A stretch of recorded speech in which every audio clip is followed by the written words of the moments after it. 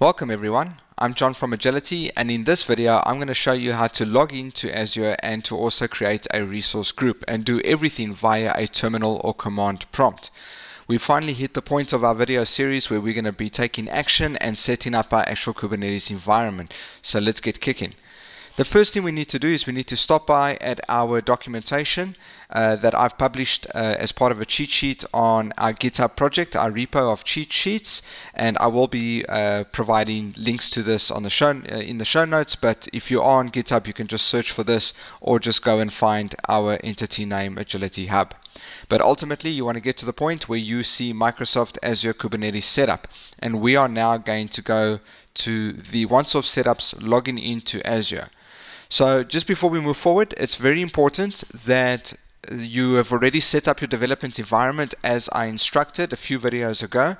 And if you have, you'll know that we're going to be working inside Visual Studio Code. I'm going to be working on my Mac environment. Don't worry, Windows 10, I've already tested everything. It works well on a Windows 10 environment as well. You'll obviously just be using PowerShell versus us using Bash, and there will be very, very slight differences that I will make you aware of when the time comes. But for now, you should have the Azure CLI running, you should have the Kubernetes CLI running, and we are going to work in Visual Studio Code for the rest of this video, but you can also obviously work directly in a command prompt or terminal. It's up to you.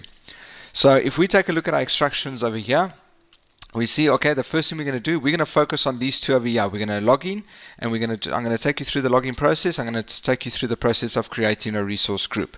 So the first command is az space login. So let's go ahead and just type that in over here. And what that will do is it will open up a browser window, and it will ask us to actually either provide a username or password, an email or password, or if we have already logged in and the session is already active, we can just go ahead and select that active session.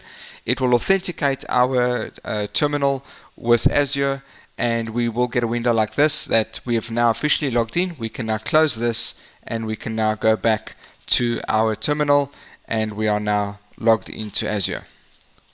Right, so the next step is rather easy. All we're going to do is we're going to create a resource group. Now, as per the previous video, we needed to make sure that by now we've defined our environment variables. And what I'm going to be doing is, in place of resource group, I'm going to be using my environment variable or environment value of RG Acme Dev, and I'm going to be using the West Europe location. Alright, if you're not sure what I'm talking about here, please go and check out the video where we define the environment values before moving forward. It's very important. But I'm going to go and copy this command over here, and I'm going to go back to terminal, and all I'm going to do is I'm going to rename these values to be RG Acme Dev, and the location will be West Europe. Please watch out for spelling. So in terms of location, we did speak about it in the previous video as well.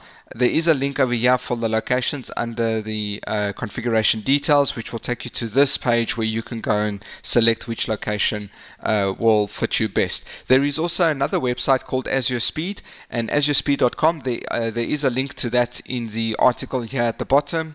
There we go, Azure Speed, and that will actually show you, it will run ping tests, latency tests, and it will show you which data center is actually closest to you.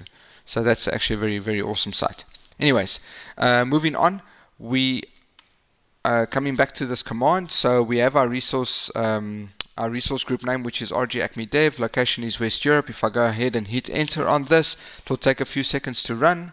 And once it's done, it will provide us some information back. But we are at the point now where our resource group has been created. We've logged in with Azure. We can now go ahead and follow the rest of the instructions. So I hope you enjoyed it. Hopefully this was a nice short sweet video just to get us up and running. We're going to be doing a couple of more commands in the next video. So until then, cheers for now.